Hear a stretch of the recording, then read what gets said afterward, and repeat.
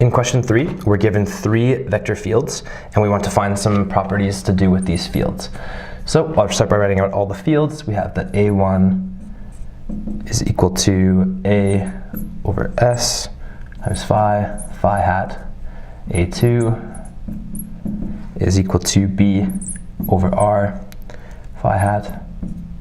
And A3 is equal to C times X y hat plus Y X hat.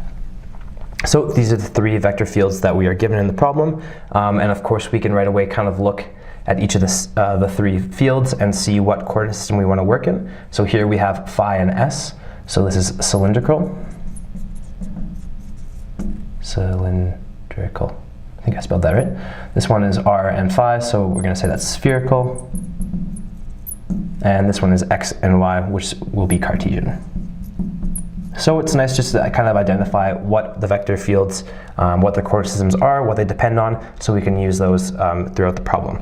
So part A asks which are possible electrostatic fields. So we want to recall that an electrostatic field means that there is no curl. So the curl is equal to 0. So we want to find the curl for each of these vector fields and determine which ones are 0, and those are the electrostatic fields.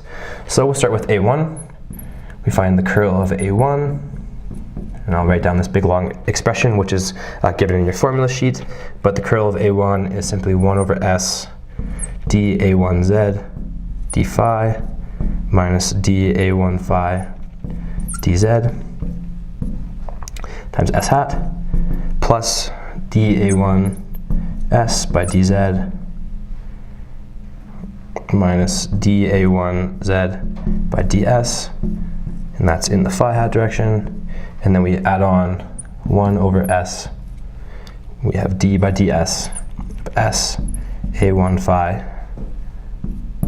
minus dA1S by d phi, and that's in the z hat direction. So again, this is just the general expression for a curl in cylindrical coordinates. So we want to plug in our values for A1, and A1 is only dependent on phi, so there is no A1Z term. And the A1 phi term here is just d by dz of A over S times phi in the S hat direction, plus, and then from here we have again no S term and no Z term, so plus 0 phi hat, and then we add on 1 over S times our last term, which has a phi dependence here, so we have d by ds of S times A over S times phi, and that is in the Z hat direction. Just check, make sure I got those right. Yeah. So right away we can see that because of this derivative here, there is no Z dependence in this on this derivative. So this first one is going to go to 0 because d by dz of constant is just 0, plus again 0 phi hat, plus 1 over S, and then d by ds of S times A times phi over S, and those two terms of S cancel, and we just have d by ds of 2 constants, which again just gives us 0 when we take the derivative. So our total curl for A1 is equal to 0, and this A1 is an electrostatic field. Now we look at A2, and A2 again is given by that big long expression, which I'm not going to write out in this case because you can get that from your formula sheet, and it takes the exact same kind of setup as we have over here. So if you want to write it out as one extra step, you can. For saving space, I'm not going to. And the terms that we're left with, we have 1 over R sine theta, and then d by d theta of sine theta b over r, and that is in the r hat direction. And then we have plus 1 over r 0 phi hat. There is no phi hat component. And then plus 1 over r negative d by dr of r b over r theta hat. And there's brackets here. So again, we'll see here that the r's and the r's will cancel, and we'll have the derivative with respect to r of a constant, which is going to be 0.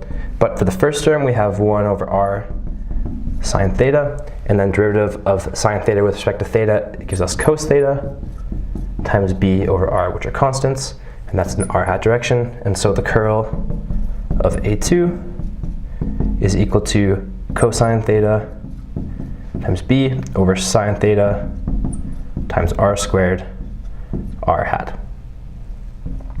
And this does not equal 0, so this is not an electrostatic field. And finally, I'll try to squeeze it in right down here. We have the final vector field A3, which is dependent in Cartesian. Again, I'm not going to write out the big expression because it won't fit down here, but what we're left with is negative d by dz of cx x hat plus d by dz of cy y hat, which these two are just 0 because they don't depend on z, and then plus d by dx of cx minus d by dy of cy z hat, which when we do these three derivatives, we get 0 x hat plus 0 y hat plus c minus c z hat, which is just 0. So our final curl, squeeze it right down in the corner here, is equal to 0. And that also means that this third vector field is an electrostatic field.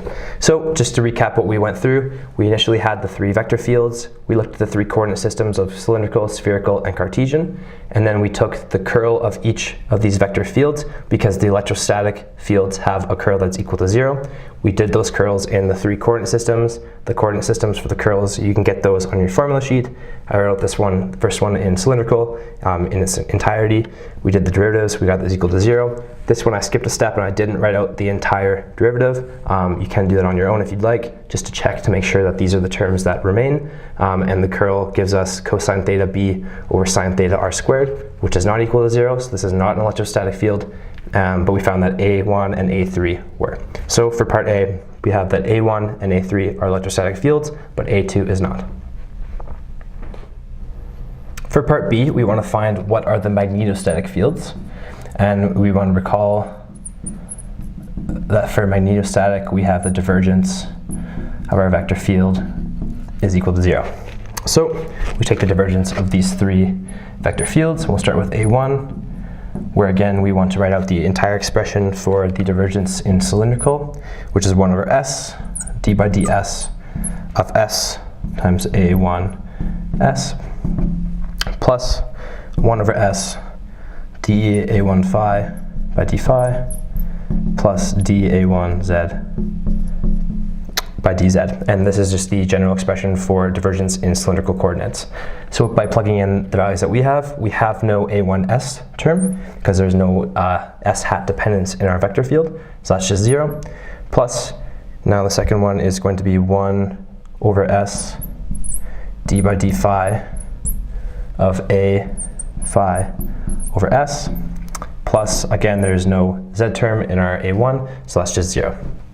And then this means that our derivative here is just going to be A over s. We're going to take the derivative with respect to phi, and we'll end up with this being A over s squared is the divergence of A1.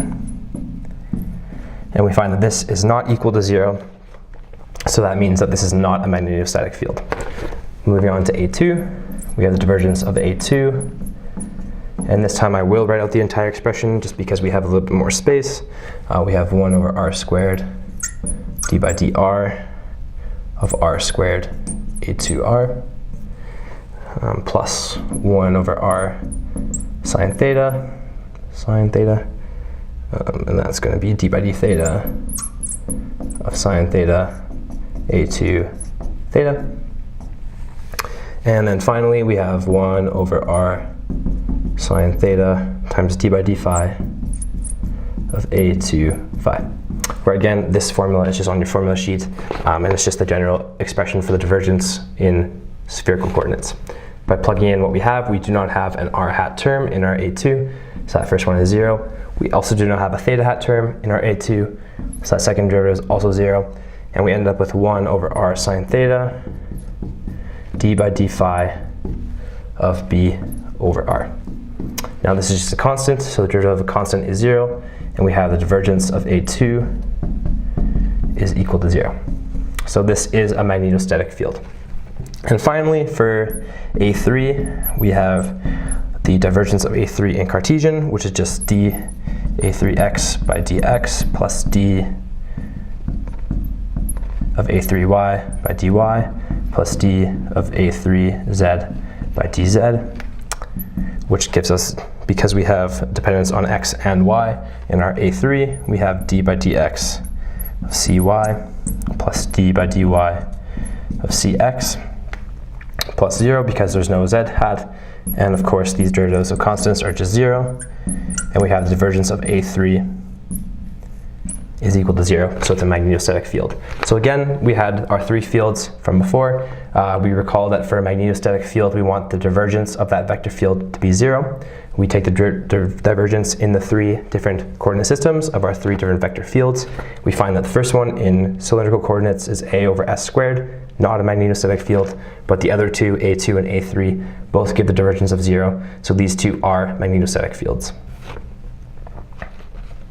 So for part C and part D of question 3, I'll do them at the same time because they're kind of similar ideas, and I can fit that in the space that I had provided here. So I've written out the vector field A1, the curl of A1, and the divergence of A1, and the same for A2 and A3, kind of all in linear fashion so that we can refer back to those for part C and part D.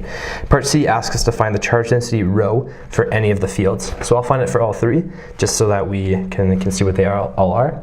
So we want to recall that the divergence of the electric field is equal to rho over epsilon naught. And we'll use this fact that if we then look at the divergences of each of these three vector fields, we can determine what are the corresponding charge densities. So for A1, we have that the divergence of A1 is equal to A over s squared, which then would be equal to rho over epsilon naught. And so rho 1 is equal to A epsilon naught over s squared.